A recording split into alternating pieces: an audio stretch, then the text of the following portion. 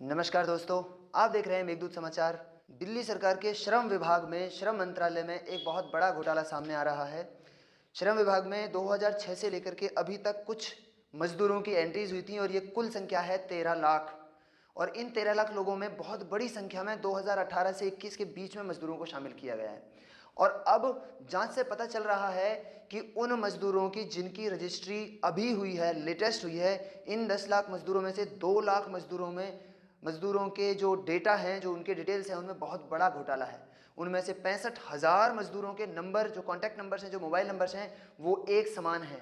15,000 से ज़्यादा लोगों के जो एड्रेस हैं वो एक समान हैं, और साथ ही 4,000 से ज़्यादा लोगों के जो स्थायी पते हैं वो भी एक समान हैं। केजरीवाल जी, ये कैसे मजदूर आपने ढूंढ लिए हैं जिनका 4,000 से ज़्यादा लोगों का एक ही एड्रेस, स्थायी पता, अर्थात अगर वो बिहार के या यूपी के किसी गांव से हैं तो 4,000 से ज़्यादा मजदूर एक ही गांव से, 15,000 से ज़्यादा लोगों के जो वर्तमान पते हैं, जहां वो दिल्ली में रहते हैं, एक ही कमरे में रहते हैं वो, और 65,000 से ज़्यादा लोगों के कॉन्टैक्ट नंबर सेम हैं। कैसे मजदूर खोज निकाले हैं श्रीमान आपने।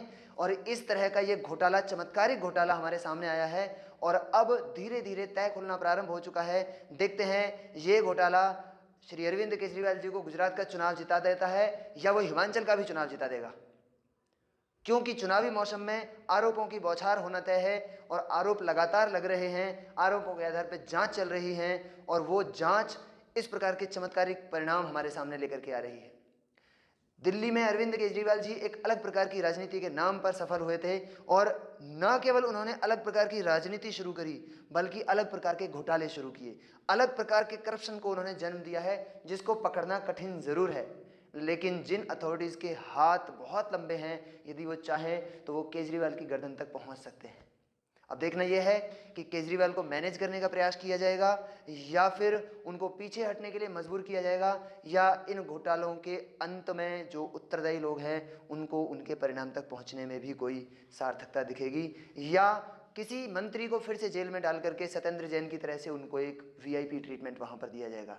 ये देखने वाली बात होगी। इसी प्रकार के एनालिसिस और अपडेट्स के लिए आप देखते रहें मेघदूत समाचार।